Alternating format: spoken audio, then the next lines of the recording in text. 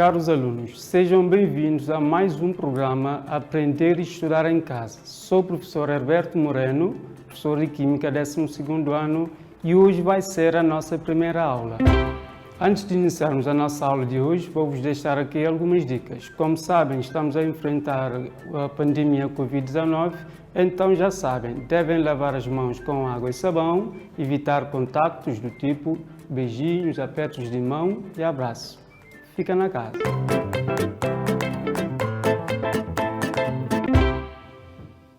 A nossa aula de hoje vai ser sobre equação dos gases ideais. Vamos ver aí gases perfeitos ou ideais, as suas características, pressão de um gás e também lei dos gases ideais.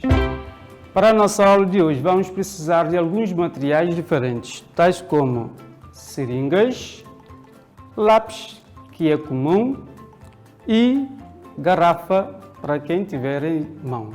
Vamos fazer o seguinte, se puderem, vocês vão ter uma garrafa do tipo, vocês vão tirar a tampa, esvaziar, caso tiver líquidos, então depois tapar bem e colocar dentro de um frigorífico. Vamos analisar mais à frente.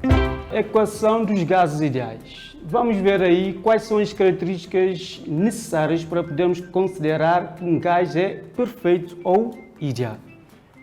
Diz aí, os gases perfeitos ou ideais são gases que satisfazem os seguintes pressupostos ou seguintes condições.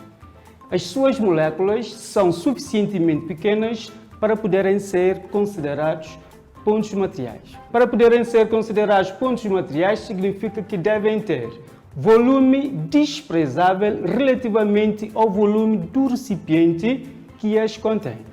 Mais uma característica, o volume que cada molécula tem disponível corresponde ao volume do recipiente, uma vez que o volume ocupado por cada molécula é desprezável. Terceira característica, as distâncias entre as moléculas são elevadas, pelo que não existem entre elas forças intermoleculares. Como não é possível pegar daqui moléculas para podermos fazer comparações, eu tenho aqui ímãs. Com isto aqui nós podemos fazer uma analogia que pode servir também para as moléculas. Temos aqui ímãs. Se aproximarmos de ímãs, podemos ver que à distância há interação. Okay? Mas, de um jeito, desse lado aí há forças repulsivas e do outro lado nós temos forças atrativas. Também entre as moléculas existem interações semelhantes a isto. Mas só que aqui é de natureza eletromagnética e entre as moléculas é de natureza eletrostática. Mas o comportamento é semelhante. Para podermos ter um gás perfeito ou ideal, nós temos que ter uma distância suficiente para que não haja interação entre essas supostas duas moléculas. Então, essa é uma das condições necessárias para podermos considerar que nós estamos perante gás perfeito ou ideal. Agora eu pergunto, será possível ter gás perfeito ou ideal com essas características, com essas condições? Vejamos, as moléculas gasosas têm movimentos rápidos e desordenados. Como é que é possível garantir que dentro de um recipiente essas moléculas não vão aproximar-se uma da outra? Difícil. Então, para podermos atender a esses três pressupostos, torna-se impossível considerar ou existência de gás ideal. Okay? Mas temos o seguinte, nós podemos pegar em gases reais, criar condições para poderem ter comportamentos semelhantes a gases ideais ou perfeitos. Vamos lá, diz aí. Atendendo aos pressupostos apresentados, encontrar um gás ideal é impossível. No entanto, em certas condições. Que condições? Pressões próximas de uma atmosfera e a temperatura afastada de temperatura de condensação, os gases reais apresentam um comportamento que podem ser considerado ideal. Pressão de um gás. Como é que nós vamos estudar ou analisar a pressão de um gás? Vamos começar de uma forma mais simples. Diz aí, a grandeza pressão é definida como a força exercida por unidade de superfície. A expressão matemática que nós temos é esta. A pressão depende da força e de superfície. Ok? Agora, vamos ver com o auxílio de um lápis afiado, não muito afiado para não causar aí danos, muita dor. Vamos pressionar de leve e ver o seguinte. Do lado onde temos a ponta afiada, nós podemos sentir mais dor do que do lado onde não temos a ponta afiada. Isto por quê? Porque a pressão depende de superfície de contacto e a pressão e superfície de contacto são inversamente proporcionais. Quanto menor superfície de contacto, maior pressão, maior superfície de contacto, menor pressão. É por isso que é natural sentir mais dor no indicador esquerdo do que no indicador direito. Mas também podemos analisar pressão e força. São diretamente proporcionais, porque se pressionarmos muito, nós vamos sentir muita dor e se pressionarmos de leve, a dor vai ser mais leve ou quase nem sentimos. Ok? Agora, caso de gases. Como é possível pressionar gás? Moléculas de gases. Nós podemos auxiliar de uma seringa. Cá dentro nós temos moléculas de ar. Se taparmos aqui, nós podemos analisar, mas isto vamos ver com mais detalhe mais à frente.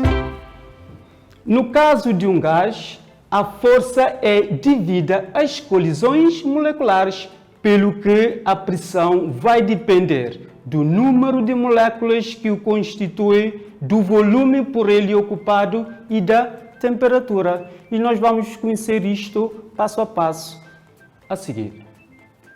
Nota, não se esqueçam que já tinham conhecimento disto. Um aumento de temperatura provoca um aumento de número de colisões, aumentando, portanto, a pressão. Porque nós sabemos que quanto maior a temperatura, maior será a agitação das partículas, então maior será a pressão exercida por essas partículas, caso estiverem dentro de um recipiente. Ok? Agora, atendendo à expressão 1, que nós tínhamos visto antes, que diz que pressão é igual a força sobre superfície, ok? Podemos deduzir a unidade Sistema Internacional de Pressão. É N, que representa a unidade da força, e metro quadrado, que representa a unidade de superfície. E daí, nós podemos chamar esta relação aí, N sobre M quadrado, de Pascal, que é a unidade Sistema Internacional de Pressão. Agora, tem também outras unidades, tais como a atmosfera, que tem esta relação com Pascal. Uma atmosfera equivale a 1 vezes 10 elevado a 5 Pascal, okay? É um valor aproximado. Milímetros de mercúrio, mmHg. Uma atmosfera equivale a 760 milímetros de mercúrio. Também há a unidade Torr e a unidade bar, que nós podemos precisar mais à frente para podermos saber fazer a conversão.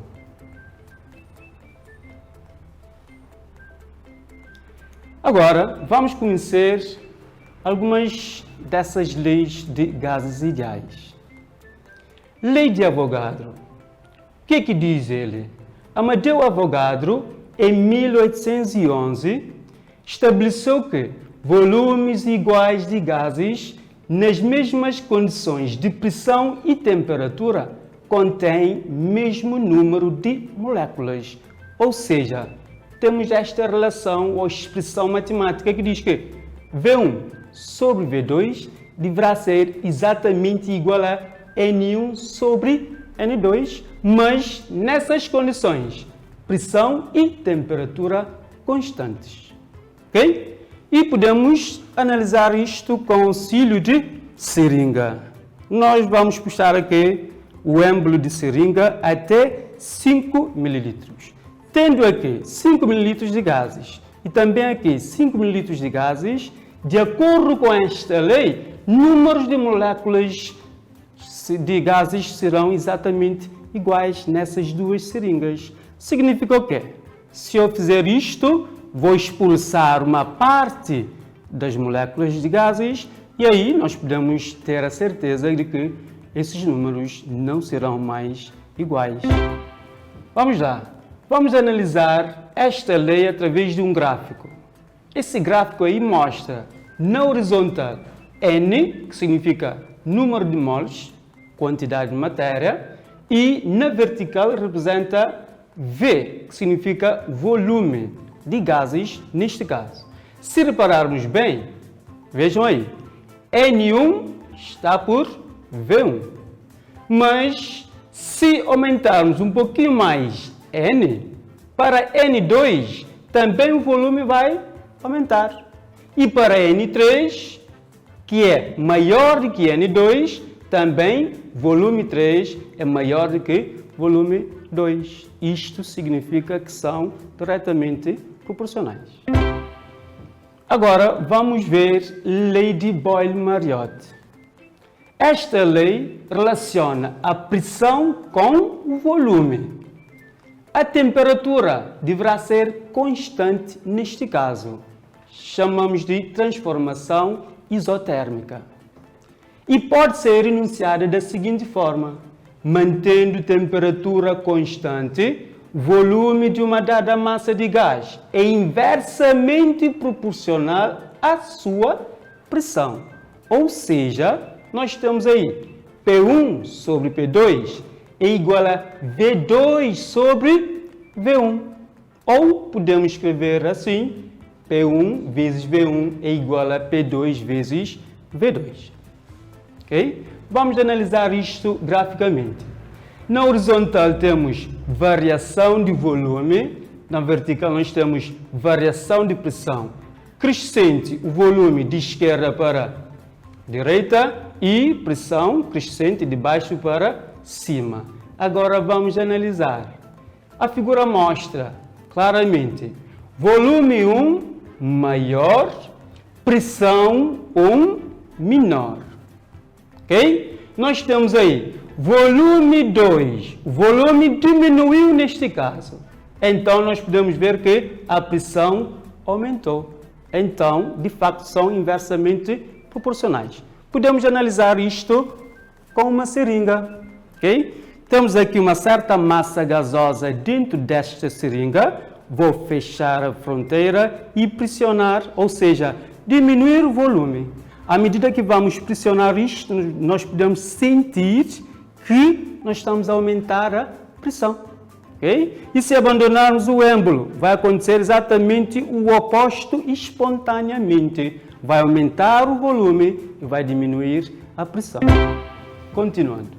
Leis de Charles e Gay-Lussac, que são duas leis. A primeira lei de Charles e Gay-Lussac diz: relaciona o volume com a temperatura, mas para pressão constante, que é uma transformação isobárica, e pode ser enunciada da seguinte forma: mantendo a pressão constante, o volume de uma dada massa de gás é diretamente proporcional à temperatura do gás, ou seja, V1 sobre V2 é igual a T1 sobre T2.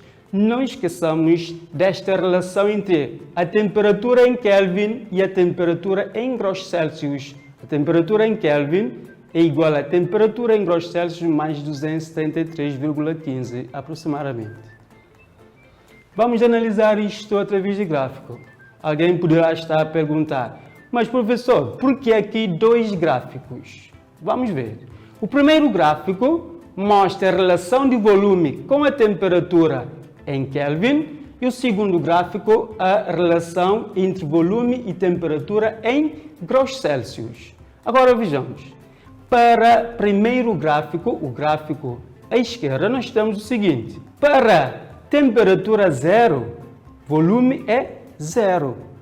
Para a temperatura de 100 Kelvin, volume aumenta para V. Para a temperatura de 200 Kelvin, vocês poderão ver que houve aumento para dobro. Se a temperatura for para 400 Kelvin, nós vamos ter 4V. Agora, vejam, nós temos aqui uma relação do tipo temperatura 0, volume 0. A diferença com o segundo gráfico está aí.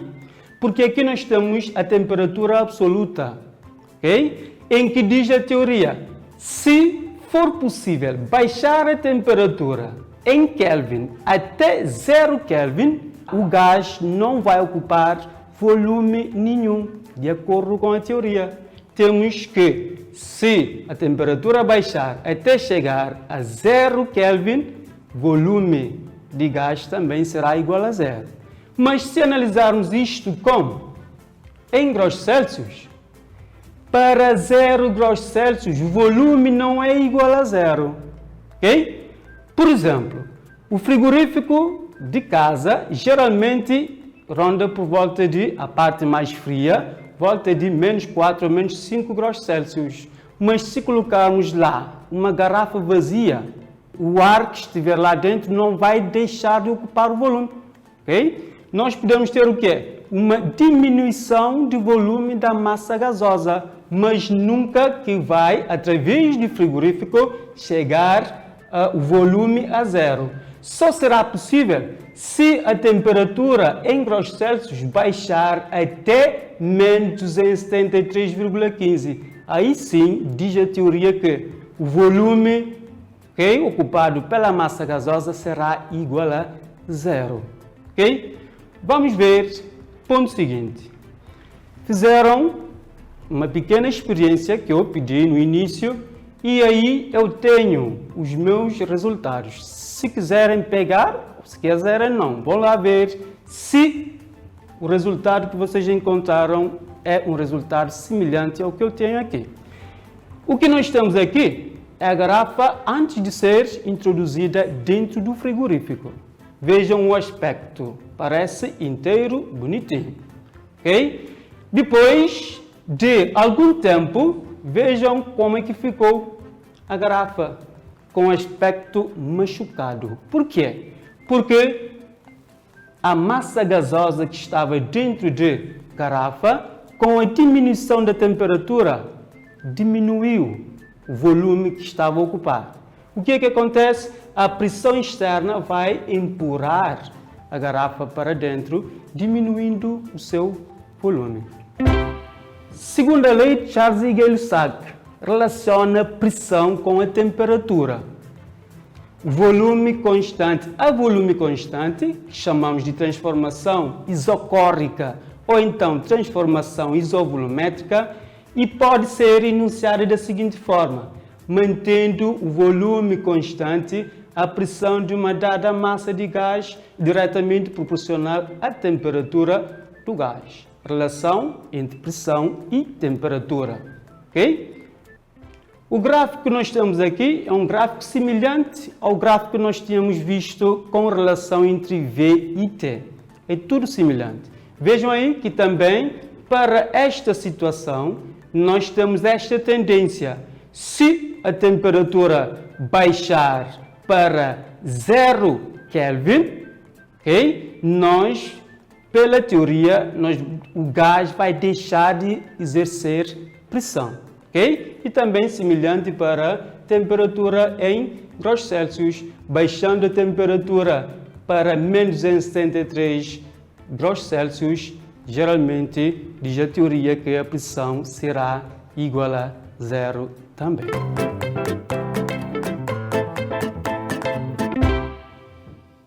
Então, vamos lá. Vou deixar aqui uma pequena tarefa para casa que na próxima aula vamos resolver juntos. Está aqui.